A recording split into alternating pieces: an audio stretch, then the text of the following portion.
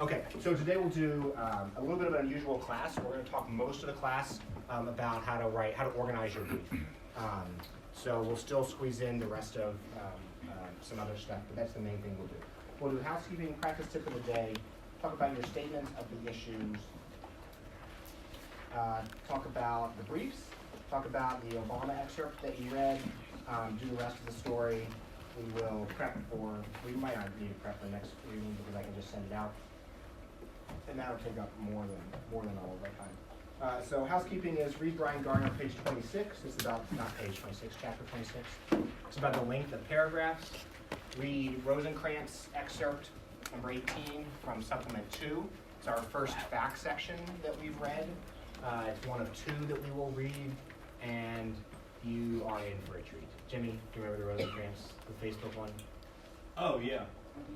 And your obsession with Facebook and Zuckerberg. That's also true. And so the social movie and Nora Sorkin. And then don't forget that your argument draft is due now on February 11th at 10:30 a.m.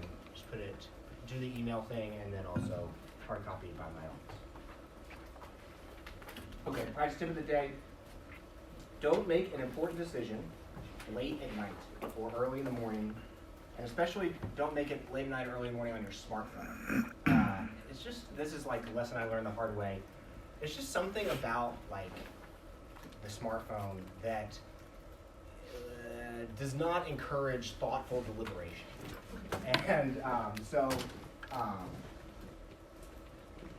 unless it's an absolute, like the house is on fire emergency, take at least the time it takes to wake up and go to work and open your computer and then type out an email reply or pick up the phone or whatever it is that you need to make a decision on. But decisions late at night or early in the morning, I think, are recipes for disaster. Somewhat relatedly, I heard Bill Clinton one time say that after he was president, he said, "Every mistake I made when I was tired." Sure.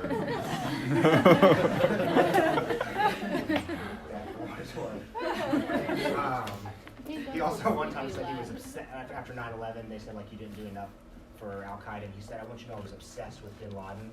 And Chris Matthews said, "Where did that rank on your list of obsessions?" All right. Enough. Nothing. Okay. So let's do a statement of the issue. Here are some tips for statement of the issue.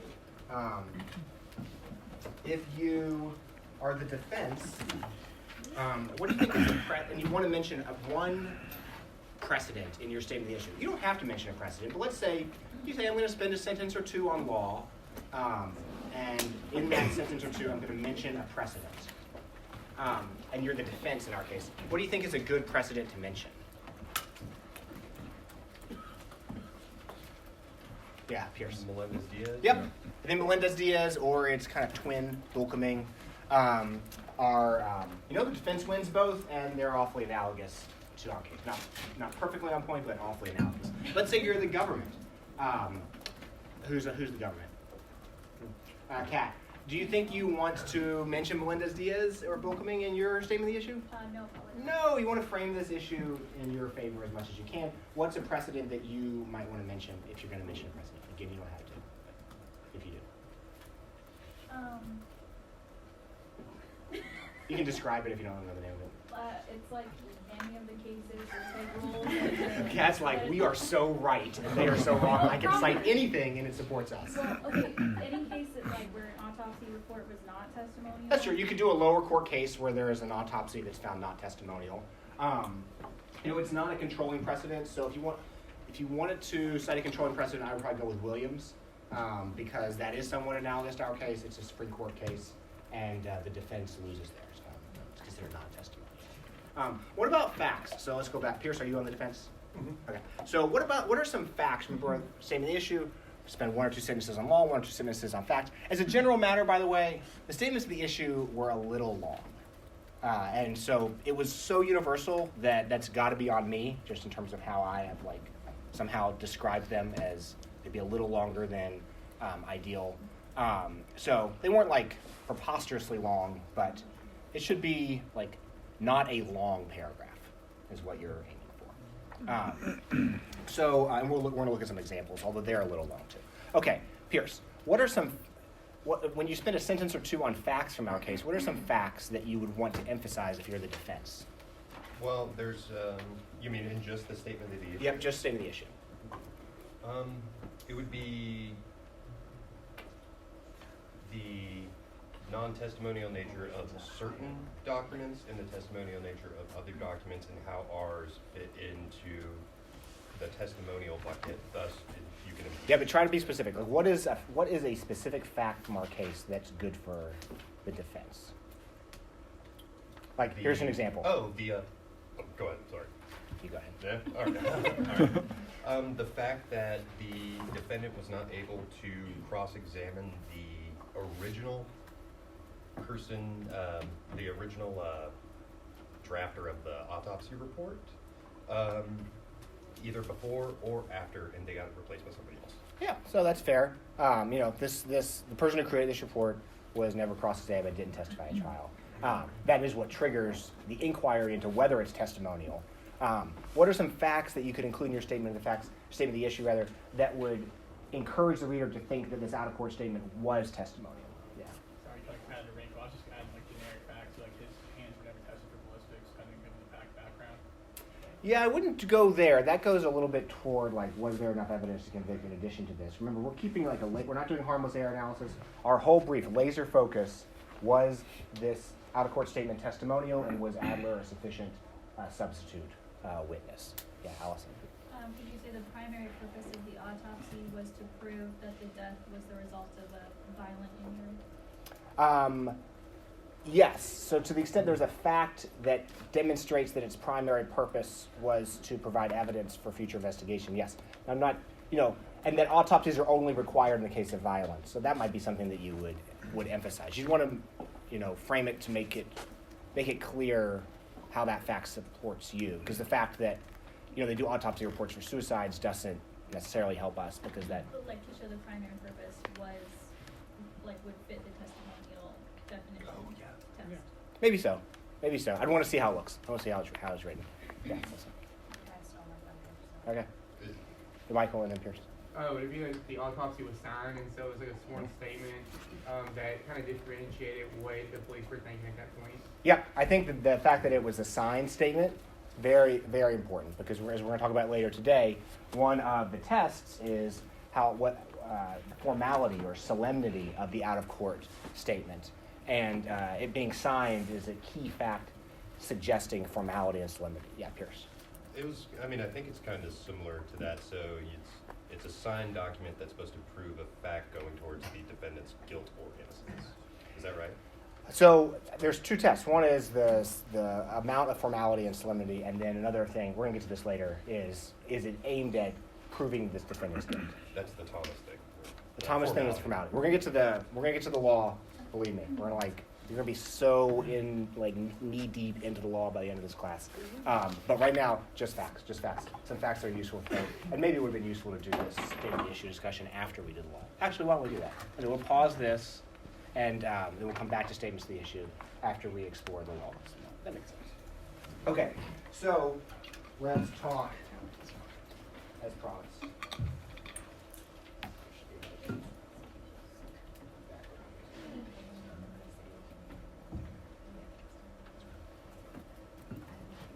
Maybe not. Maybe I just dreamed that this document existed.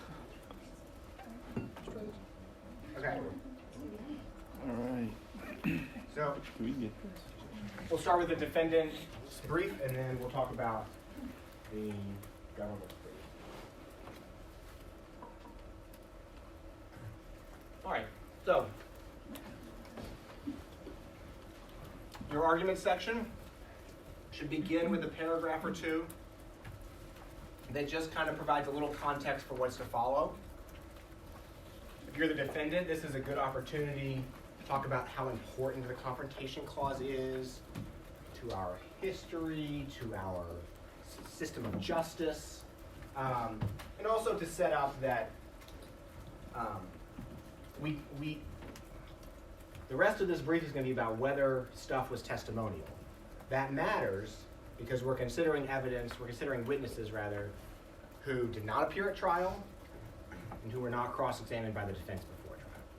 And when that happens, their statements cannot be admitted into evidence if they are testimonial statements.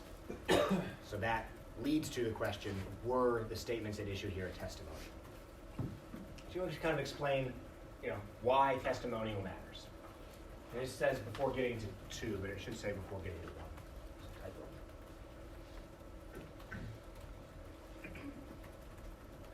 typo. Okay. Roman numeral 1, I would suggest should focus on the autopsy report and the death certificate, which are two sides of the same coin. Your argument as a defendant is that they were improperly admitted into evidence. Why? Because they were testimonial statements. Out of court, testimonial statements that were not subject to cross-examination violate the Confrontation Clause. Everyone agrees they were out of court. Everyone agrees they were not subject to cross-examination. The only thing we disagree about, were they testimonial? They were testimonial. The autopsy report and death certificate were testimonial. That's your argument in number 1. And they were testimonial for 2 reasons. Because we care about 2 factors. The first factor we care about is, what was the primary purpose of the out-of-court statement? What was the primary purpose of the autopsy report and death certificate? That's the most important factor. Time and again, courts come back to this factor. They try to figure out, what was the primary purpose of the out-of-court statement? Think back to Davis. This was the second case right after Crawford. There were 2 conversations out of court recorded and tried to be introduced in evidence in the 2 Davis cases. One was a 911 call. Help, police, come here, I need you. The court said that's not testimonial because its primary purpose was not to provide evidence for a future trial. Its primary purpose was to get help in an emergency. The second conversation in Davis, the emergency had arguably passed. The police were talking to someone who was arguably safe in a room where the attacker was not in that room.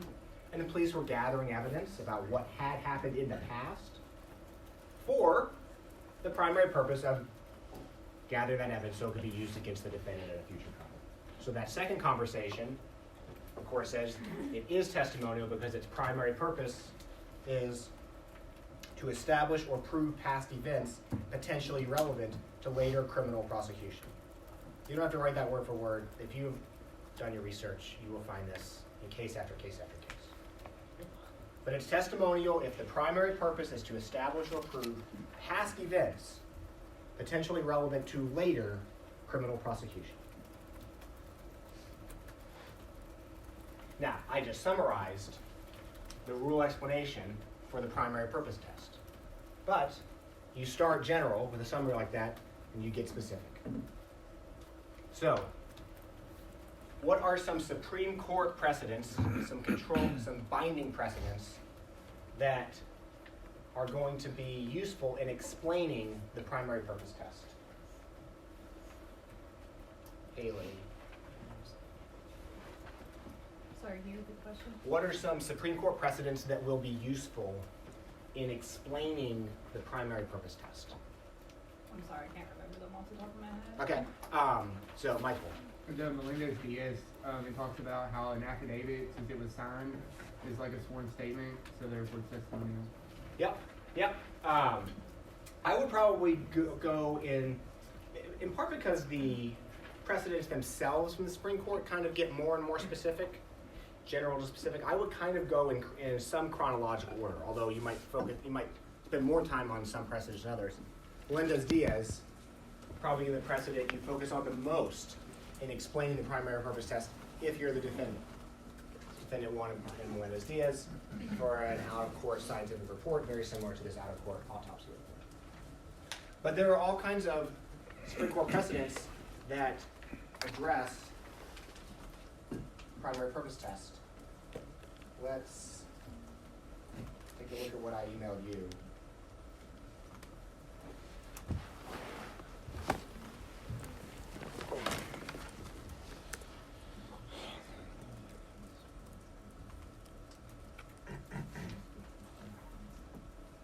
these Supreme Court cases, Crawford, Davis, Melendez-Diaz, Bulkaming, Williams, they all have something to say about what is testimonial.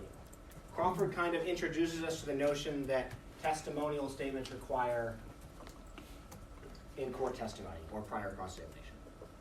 Davis is the first case to really try to define testimonial.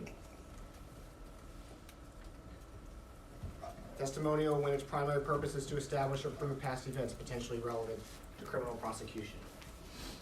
Melendez-Diaz says that doesn't just apply to words coming out of people's mouths out of court. It can apply to a scientific report created by a machine, because the machine still had to be run by someone. So the primary purpose of a cocaine test in Melendez-Diaz was to establish or prove past events potentially relevant to a criminal prosecution. And likewise, the blood alcohol level test in Bulkaming.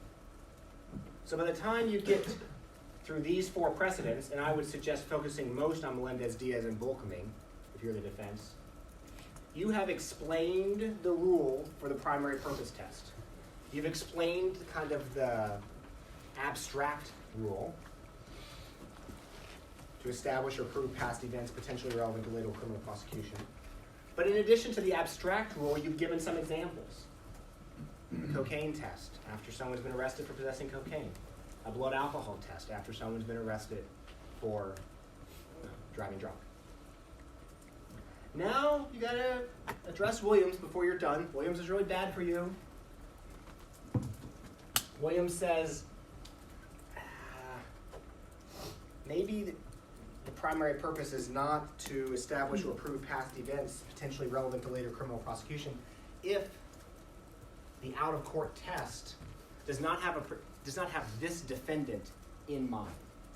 If it's not a test that's trying to find evidence against this particular defendant. In Melendez-Diaz, it was trying to find evidence against Melendez-Diaz. He was already under arrest. Same thing with Bulkaming. But when the DNA test was run in Williams, no one had any idea that Williams was a suspect. He certainly wasn't under arrest. They weren't running that test in order to collect evidence against Williams. They didn't even know who he was. So it's really bad for this rule explanation for the defendant, but there's one good thing that you got going for you, and that is everything I just said about Williams was just a plurality. So you make crystal clear to your reader that that is not binding law. That is not binding law. Spend as little time on Williams as possible, and you want to emphasize as much as possible. It's not binding law. Okay, rule explanation for primary purpose if you're the defendant. We've talked about the controlling Supreme Court cases. Then I would move to non-binding lower court cases. In a way, this is doing two strategies that we've talked about all throughout the year. One is going general to specific. The Supreme Court talks about primary purpose test as a general matter, but it's never had the opportunity to address autopsy reports specifically. The lower courts have. So we start general and go specific.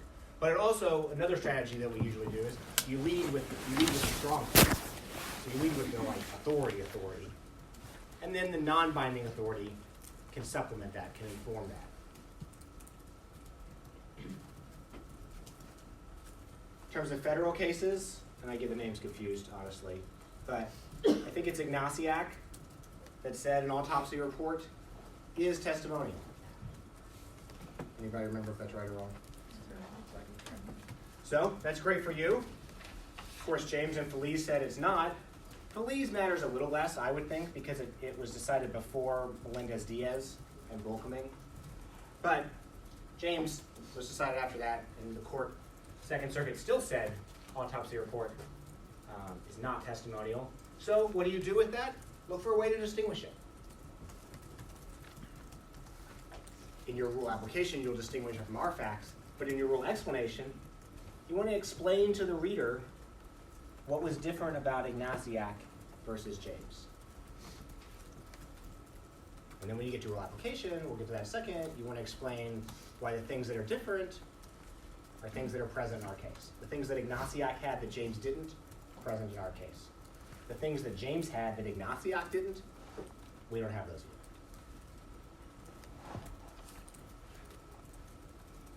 State court cases, I sent those out. They're worth a read. And so then now that you have explained from general to specific, from binding to non-binding, now that you've explained the primary purpose test, you then move into applying the primary purpose test. Bless you. So, what was that exact wording again? To establish or prove past events potentially relevant to later criminal prosecution. We need to find some facts in our case that suggest this autopsy report was, maybe I should just like have that. Hang on. To establish or prove past events potentially relevant to later criminal prosecution.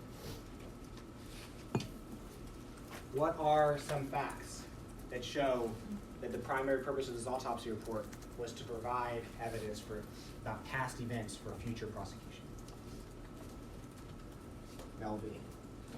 Can you think of any facts about our autopsy report or all autopsy reports that suggest they are created for the purpose of proving, establishing facts about past events for the purpose of future prosecution? So for the autopsy report, in our case, they talked about like where the hand placement was, as far as like the initial bullet site or whatever, and how the hand fell into the tub. Mm-hmm. So they used that to show that like the defendant is probably culpable on the matter. Yeah, I think that's along the right lines. I mean, I think one of the key facts that shows the purpose of our autopsy report was to establish evidence about past events for the purposes of future prosecution is that the medical examiner wrote the word homicide on the report based on what Melvin was saying. Medical examiner discovered some facts, and upon their discovery, realized this was a homicide, and then concluded it, and then created the report in order to document that. Another fact that suggests that the primary purpose of this autopsy report was to establish facts about a past event for future prosecution is that the medical examiner is required to notify law enforcement when it's a homicide. So the medical examiner knew when he created the report that that this was something that he would be required to report to law enforcement and would then be used by law enforcement. Let's see, I think there was one more fact. Who requested?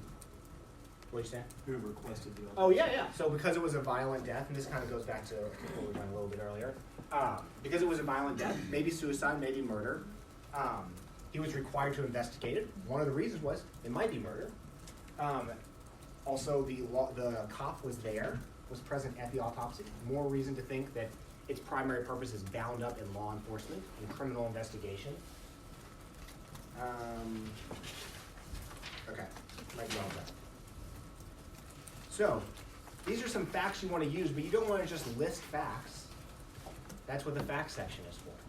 What you want to do in rule application is compare the facts that I just talked about. You want to compare them to the facts of the precedents that you mentioned in rule explanation when the defendant wins in those cases. So when does the defendant win? Melendez-Diaz, Bolkaming, Ignatiak, some of the state court cases. All of those cases have facts that the court considered legally relevant when determining primary purpose. here's what you do in rule application. You say to the reader, my facts are like their facts. Here are my facts, here are their facts, they're similar. And after you've compared our facts to the precedents where the defendant wins, you contrast our facts with the precedents where the defendant lost. So cases like Williams, or cases like James. What's the other one? James and Hall. Look, they have facts that are different than us. Let me tell you why the legally relevant facts there aren't here.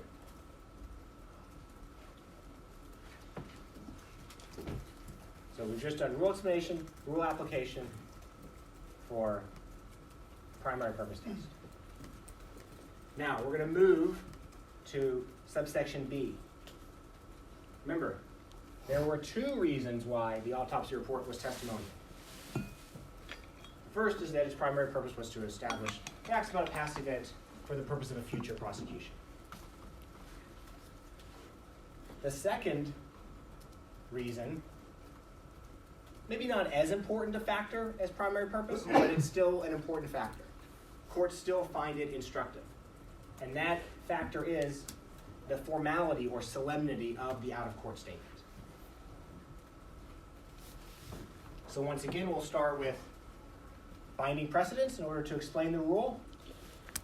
Crawford, Davis have something to say. Melendez-Diaz has something to say. Volkaming has something to say. The Thomas concurrence in Williams has a lot to say. The more formal, the more testimonial, according to this factor.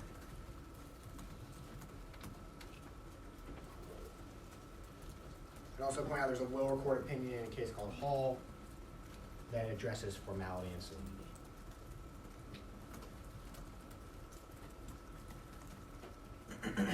So though formality is not always, this is kind of a summary of the rule explanation. Though formality is not always essential to the testimonial question, it is an important factor. And you want to explain that. And then after you've explained that, you move to rule application, you do exactly what we just talked about. You compare our facts to the facts in precedents that demonstrated formality, and you contrast our facts with the facts in precedents that did not demonstrate formality. Allison, what do you think are some facts, or at least one fact, that might suggest some formality? Would be the signature. Yep, that's the biggest thing. That's the biggest thing. It was signed. Now, point out, the government will point out, the DNA test in Williams was also signed, and the court did not find that it was sufficiently formal to be testimonial. But the signature is a key fact, as is the fact that the autopsy report is the product of a formalized process. So the more there's stuff in the record that you can use to show that this process is not just kind of done in a casual, willy-nilly way. It's a formalized process that makes it look more formalized. All right, that's all I got for Roman numeral 1. The autopsy report was testimonial. Yeah. What about the medical examiner's position, like who she works for? He works for, like the government, right? Mm-hmm. So I think that can be, actually it can kind of fit in both. I mean, the fact that the medical examiner works for the government has an interest in law enforcement, can suggest that its primary purpose was law enforcement. Although in the state of Brandeis / state of Indiana, the medical examiner does not work for law enforcement. That is the case in some states. It's kind of a bad fact for the defendant in our case. It's not like the medical examiner is in a chain of command answering to law enforcement. But they do still kind of work for the same boss, the government. And then also the fact that it's a government, look, this is a government report, so that makes it seem more formal. Like if I write a report on a napkin at a bar, that is a less formal report than a government report that has the imprimatur of the state of Brandeis on it. So, yes, good fact. Everything I'm saying today, by the way, is in no way meant to be exhaustive, although you may find it exhausting. Okay, so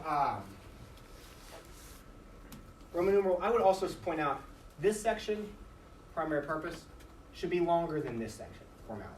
It's a more important factor, it takes longer to explain, it's going to do more work.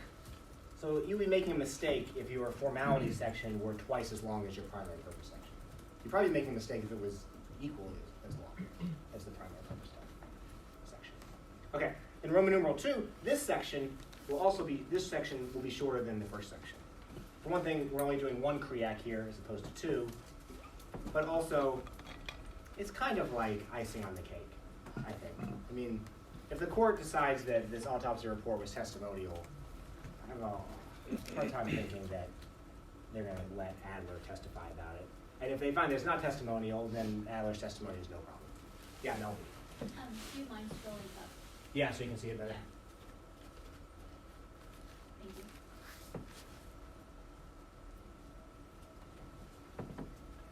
Okay, so Roman numeral 2, the main argument of Roman numeral 2 is that Adler's testimony was an insufficient substitute for Hines. What's the rule explanation for this? Unless the surrogate was present when the testimonial statement was created,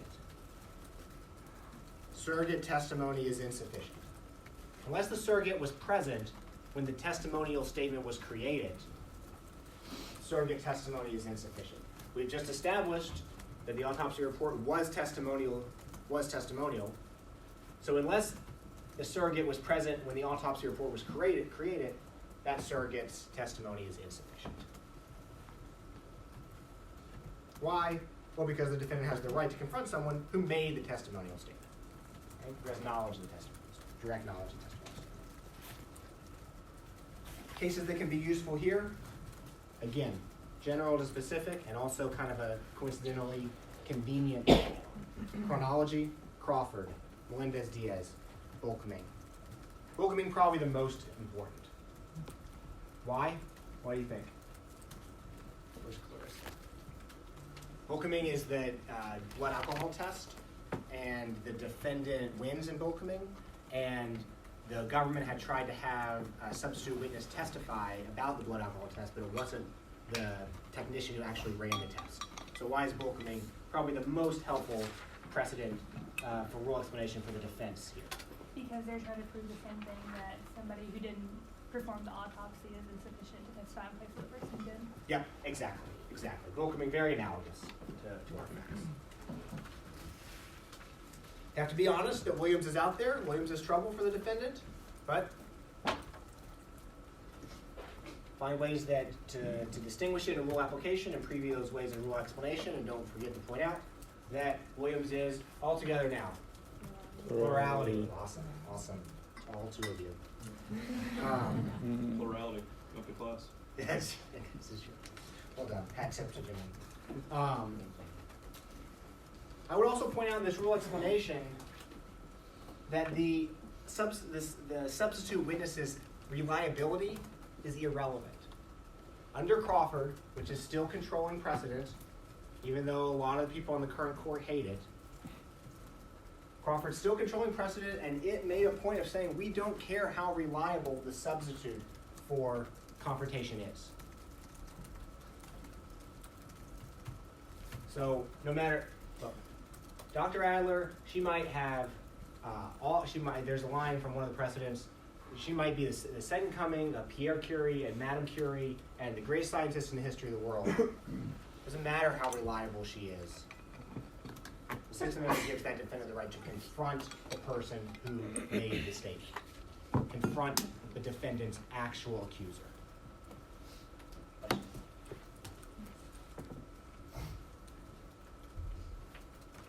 Ignatiak has something to say on this that's good for the defense. James has something to say for this that's not as good. And then when you get to rule, you've now explained the rule, and then you apply the rule. How? Do the same thing that we were doing before. Where's Kelly? Compare and contrast. You don't need to use specific case names, but what kinds of cases do we want to compare our facts to? For defense? Yeah.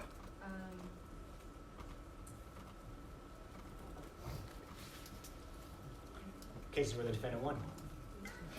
But in particular, cases where a substitute witness was insufficient. The government tried a substitute witness and the court said that's insufficient. So Bulkman and some lower court cases are going to be the leading analogous cases. Then you want to contrast our facts with the facts of cases where the defendants lost. There's some lower court cases, and of course, there's Williams back again.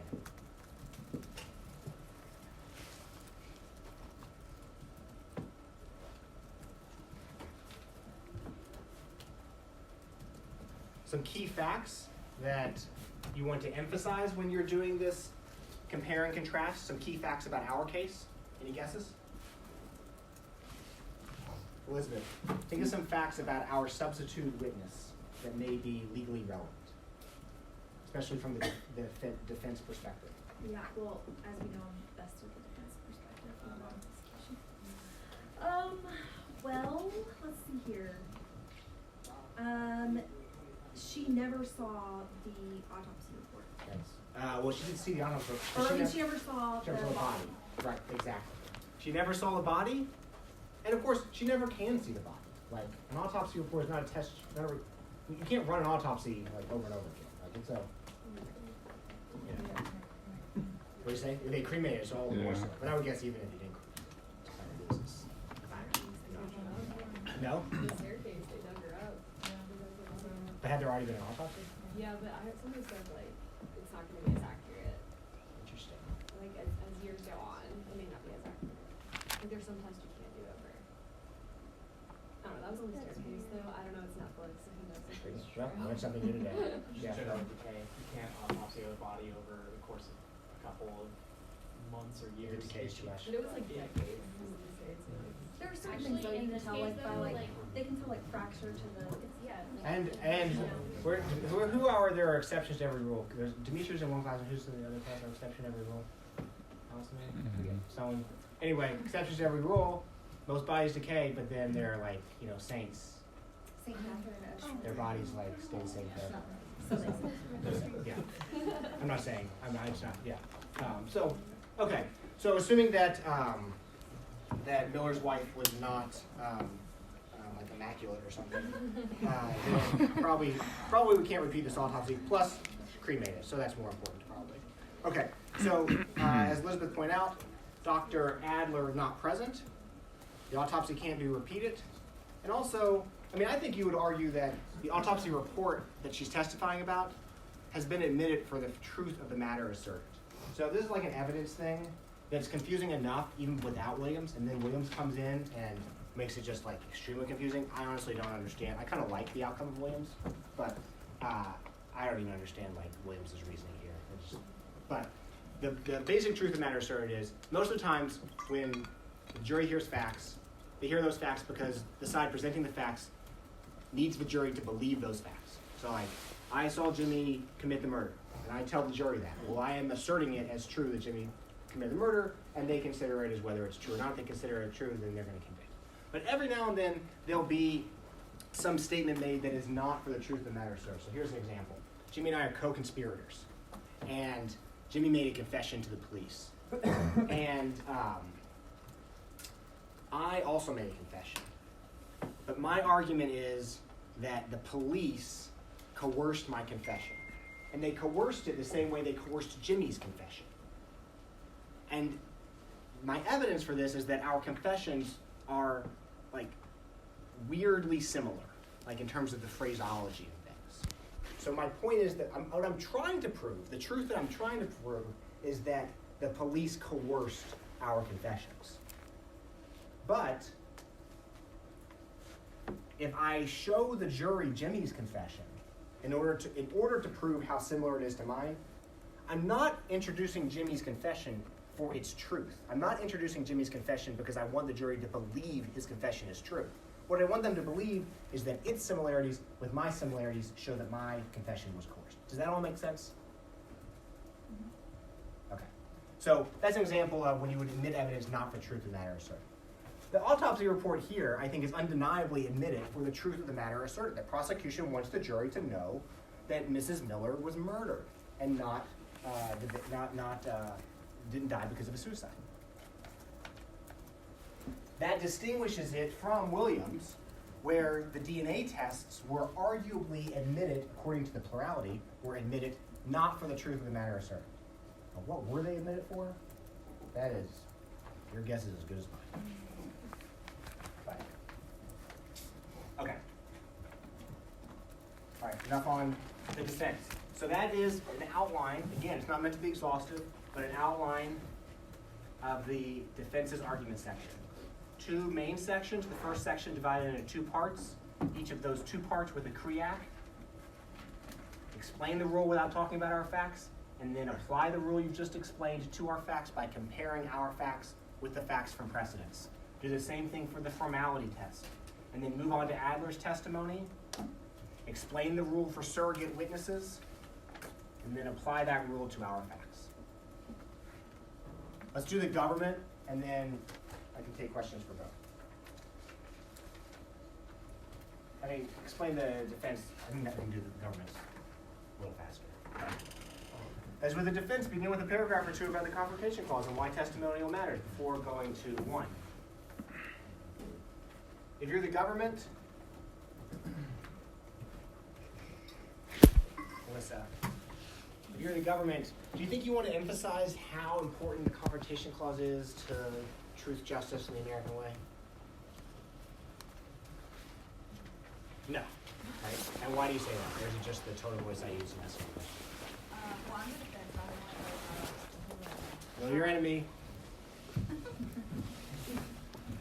know your enemy. Like Sun Tzu thing. Yeah.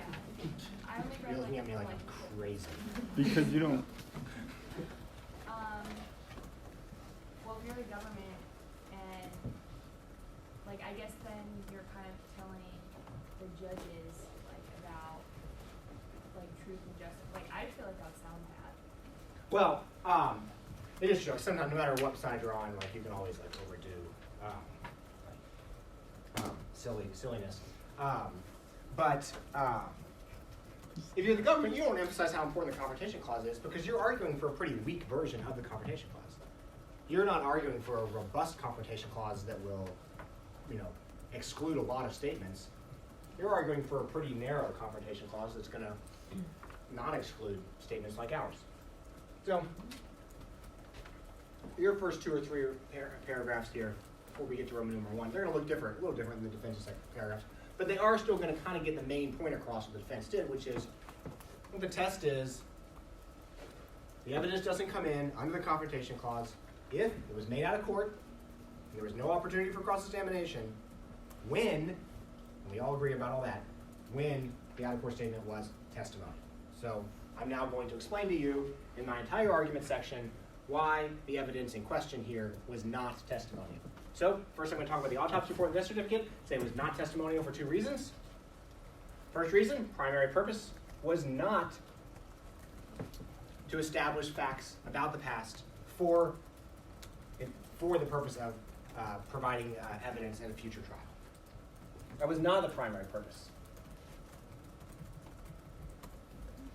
First, I'm going to explain the rule for the primary purpose. I'm going to talk about a lot of the same cases the defense talked about: Crawford, Davis, Melendez-Diaz, Bulkming, Williams, Supreme Court cases.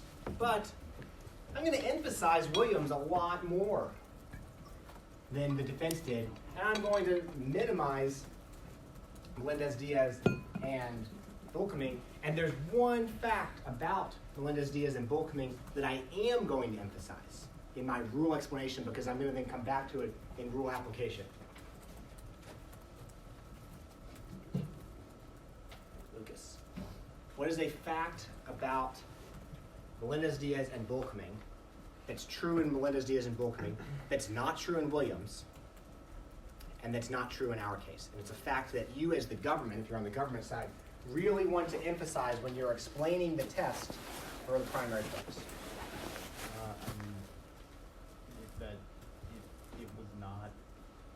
like, I guess, further a criminal investigation. That is true, and I'm looking for a fact even a little bit more specific, but you're definitely along the right track. Yeah, Kelsey and then Emily. The individual wasn't a suspect at the time. Yes, is that what you're saying, Yeah. Emily? Great. Yeah. Melendez-Diaz was already a suspect when they ran the drug test. Volkoming was already a suspect when they ran the blood alcohol test. Williams was not a suspect when they ran the DNA test. Volkoming wins. Melendez-Diaz wins. Williams loses.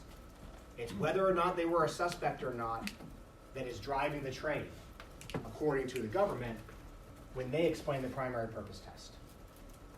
And that's great for the government because then when we get to rule application, we're going to point out the best fact in the record for the government, which is Miller was not a suspect when the autopsy was done. So we'll explain this rule about the primary purpose test, what it is, what factors inform it.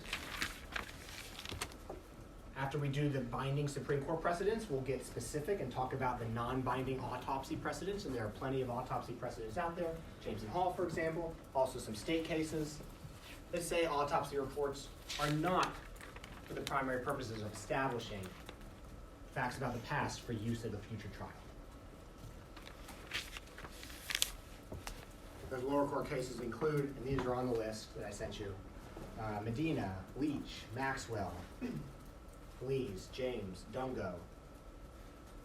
You might also include, bless you, if you're the government, and then vice versa if you're the defense when you're doing yours, in your rule explanation. You might also include some of the lower court cases where the government loses and explain in your rule explanation what facts about those cases led to the government losing.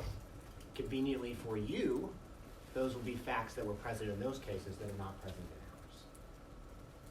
So for example, maybe it really mattered to the court in a lower court precedent that the medical examiner was a law enforcement officer within the chain of command of law enforcement.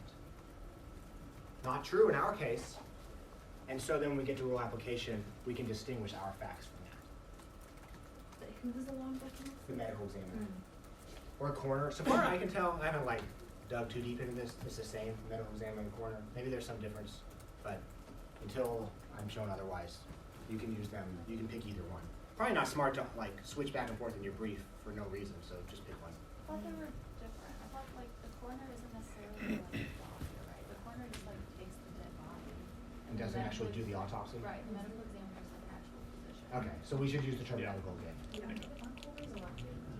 No, coroners are medical examiners. They're just, they run for the office within the care So system. they're all doctors, but coroners are elected medical Or examiners. corners don't have to be. No, doctors. coroners do not. Corners do not have to be, But they usually are, right? They are medical. What does the record say? Does it say medical examiner or coroner? Examiner. So let's try to be consistent on medical examiner. But if the precedent talks about coroner, you don't have to do brackets medical examiner and replace that word. We'll just all assume that for our purposes, coroners and medical examiners are the same. But when we're talking, when we have the choice of what word to use, we'll say medical examiner. Okay. I have no idea where I was. Primary purpose, rule explanation, we explained it, now we're going to do rule application. We're going to say that the primary purpose of the autopsy report of Miller was not to establish facts about the past for use at a future trial. Obviously, the key factor we're going to emphasize is that Mr. Miller is not even a target yet. We're going to compare our facts to the facts of precedents that said not testimonial, not primary purpose for law enforcement, and we're going to contrast our facts with precedents that said yes, primary purpose, yes, testimonial.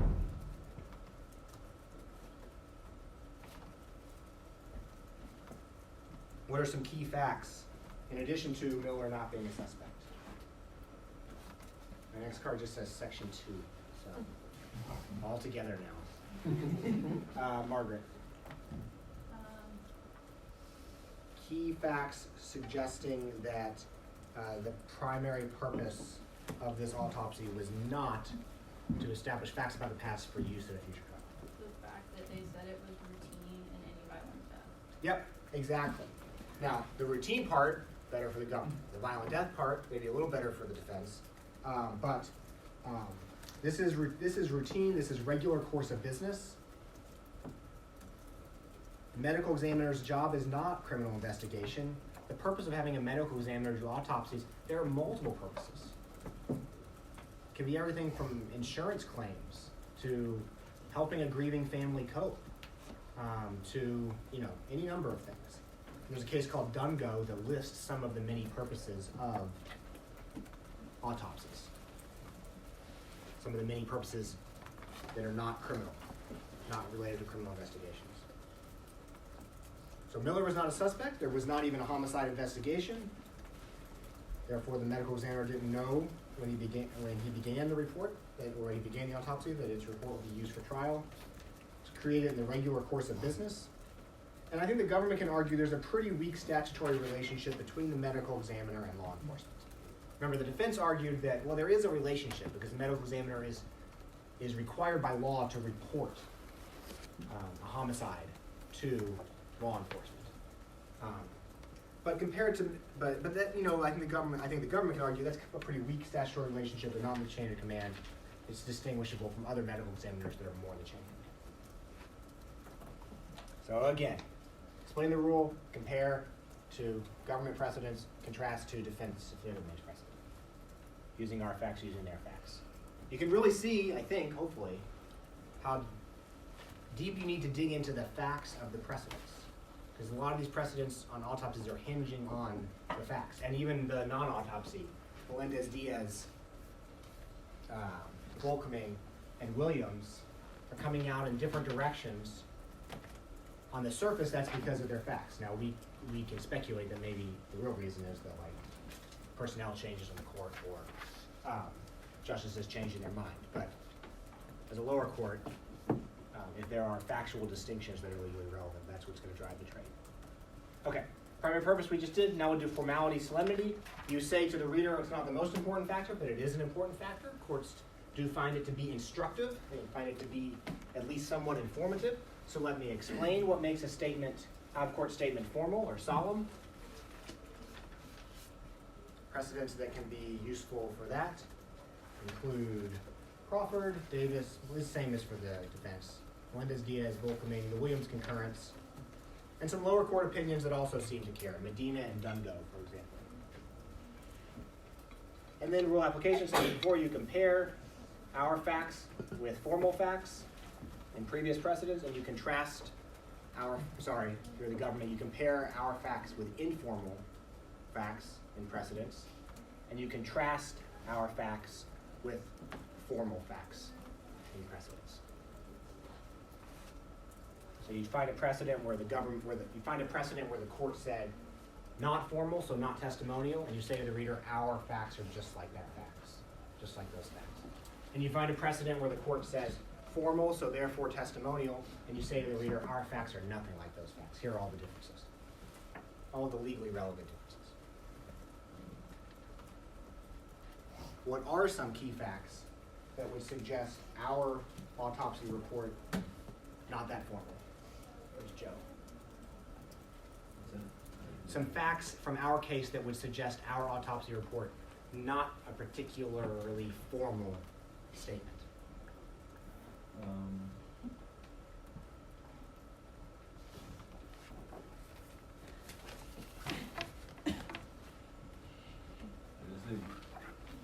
Here, I'll ask some yes/nos. So, was it signed?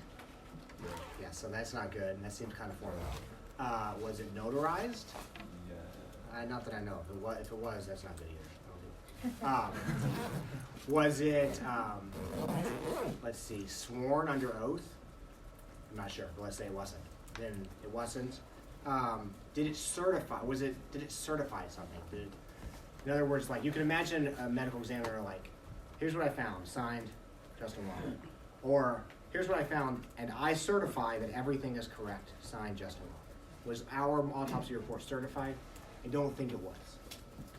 If the facts contradict that, then it's good for the defense. Yeah. Okay, so for the whole formality thing, could you also argue that since the majority of the autopsy was just reporting things like she had brown hair and brown eyes and she was this tall and she had all her fingers and toes, like that's something that's like less formal because it's not, there's only like a little bit of it that was about the actual gunshot wound. I think that is a stronger argument for why the autopsy reports had a primary purpose that was not for criminal investigation. And also for why a surrogate testimony might work. Because here's all of these just basic facts that would be true whether there was a homicide or not. Brown hair, 10 fingers, 10 toes. And here's the gunshot wound, here's this, and here's bullet. And then let's leave off the conclusion, homicide. Dr. Adler comes along and she says, I can look at just these facts and not the medical examiner's conclusion, and I can conclude as an expert this was homicide. And you can cross-examine me about that conclusion. I'm right here in court. So all those facts about brown hair, brown eyes, not testimonial because their primary purpose was not to provide evidence for a future trial. And now I'm here providing evidence in the trial about my conclusion, homicide, and I'm here to be cross-examined. Does that make sense? Okay. You also should probably remind the reader, well, let me say this. If you're the defense and you're doing rule application for formality and you think you're on kind of shaky ground, remind the reader that formality is not dispositive. It's a factor, but it's not the dispositive factor. If you're the government and you think you're on shaky ground, same thing. Remind the reader that formality is not dispositive. Is that John? Were those arguments you were just going over with Kat, would those fit better in the second Roman numeral? So second Roman numeral, Adler's testimony was a sufficient substitute for Hines. And this is kind of almost in the alternative argument. Even if this stuff was testimonial, the autopsy report and death certificate, or at least parts of it were testimonial, like the conclusion homicide, Adler was a sufficient substitute. So now let me explain to you the rule for surrogate testimony. I'm going to rely heavily on Williams here, and I'm also going to rely, and then I'm also going to cite those Second Circuit cases, James and Lees, that go into surrogate testimony. So I'm going to explain that surrogate testimony is sufficient when the scientific report is not testimonial. Now I'm going to apply those precedents to our case, compare to the Williams plurality and compare to the good autopsy cases where there was a surrogate witness. I'm going to contrast with Bulkaming, where a surrogate witness was not allowed, and contrast our facts with the autopsy cases where the surrogate testimony was not allowed. Key facts that I'm going to emphasize here, which Kat was previewing, and which Jonathan correctly said fit best under this argument. The autopsy report didn't just have a conclusion, it had facts too. And Adler reached her own conclusions based on those facts. And then, if you're just feeling a little, flex your muscles a little bit, you can just add like a little coda about Ohio v. Clark. Ohio v. Clark is the case we read, the excerpt we read by Jeff Fisher about the 3-year-old or the 4-year-old made an accusation of abuse, told a teacher.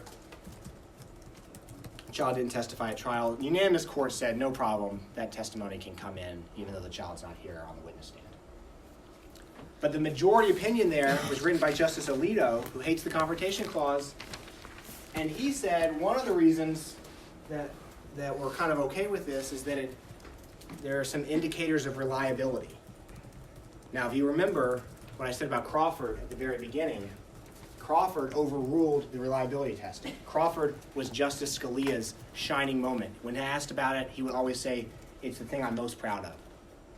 Rejuvenating the Confrontation Clause, eliminating the reliability test. But just before he dies, Justice Alito writes a majority opinion where he's like, reliability, we still kind of care about it a little bit. And so Justice Scalia writes a concurrence where he's just like going ballistic. He's like, oh, wine.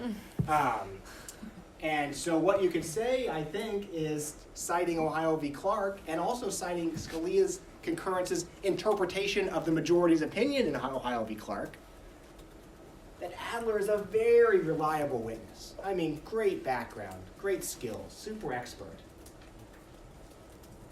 And the court is beginning to care about that again. So what are we saying about reliability? The court is beginning to care about it, and Adler is very reliable. I wouldn't give this more than, certainly no more than a paragraph, maybe no more than a sentence or two. But kind of a little coda, just to dance on Scalia's grave, if you're into that. Okay.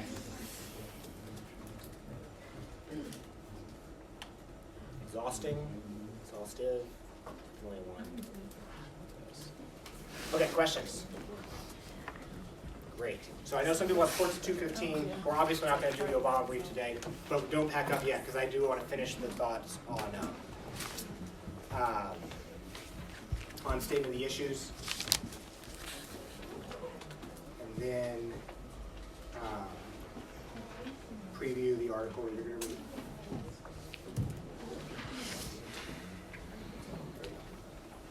Okay. Okay, we got time. So where's Peyton? I'm going to read this first statement of the issue, and you tell me whether you think it is written by the government or by the defendant. The Sixth Amendment's Confrontation Clause provides that in all criminal prosecutions, the accused shall enjoy the right to be confronted with the witnesses against him. By the way, I wouldn't cite Crawford here, I would just cite the Sixth Amendment itself. If you're going to spend most of this citing the Sixth Amendment. Statements are considered testimonial under the clause when their primary purpose is to further a criminal investigation. When Robert Miller's wife died of a suspected suicide, an autopsy was performed as a standard procedure to confirm the cause of death. There was no criminal investigation underway when the autopsy came back as a homicide. Miller was later charged with her murder, and the state medical examiner who testified in Miller's trial was not the one who performed the autopsy. Is a routinely performed autopsy considered testimonial and a violation of the defendant's right to confront when the person who performed it did not testify? Now, hopefully, even though I picked these as examples of I think, especially good ones, as I read it, you should be seeing some things that you're like, oh, I would do different. I would do something different. I would do something different than that. Because none of these are perfect, and this one's not either. Peyton, you think it's government or defendant? That's going to be the government. I think it's the government because they emphasize that it was a routinely performed autopsy. They emphasize that there was no criminal investigation underway. So you can kind of see how these facts that are good for the government get kind of emphasized in the statement of the issue. Now, I wouldn't cite Melendez-Diaz if I were the government, and there was another thing or two I wouldn't do either. All right, next one goes to Jonathan. The Confrontation Clause states that individuals have the right to be confronted with the witnesses against them. However, this right only extends to testimonial statements. Testimonial is defined as statements that are made to prepare for litigation. A routine autopsy report was made by Dr. Hines when a suicide was suspected. It wasn't until after the report was made, realized there was a murder, was the presentation, someone other than Dr. Hines. This is the government too, I'll just tell you. For the same reasons. The Confrontation Clause in the Sixth Amendment, this is still Jonathan, grants criminal defendants the right to cross-examine witnesses to testify against them. After hearing Monica Adler's testimony regarding an autopsy, key testimony regarding an autopsy report, the court convicted Miller for murder of his wife. However, Dr. Hines, not Dr. Adler, conducted the actual autopsy for the report. Because Dr. Hines was away during trial, Miller had no opportunity to cross-examine him about the autopsy he conducted. Was this a violation of the Confrontation Clause 6th Amendment? What do you think? Defense. I think it's the defense. It's not slanted way in favor of the defense, but that's okay. It can be slanted a little bit, and also, you know, the less it's obviously slanted, less that it's transparently slanted, the more credibility it has with the reader. You know, it emphasizes that this was key testimony. It doesn't really affect the Confrontation Clause analysis, but it's a nice atmosphere. Talks about the importance of cross-examining. Emphasizes that Adler did not conduct the autopsy or write the report. Miller had no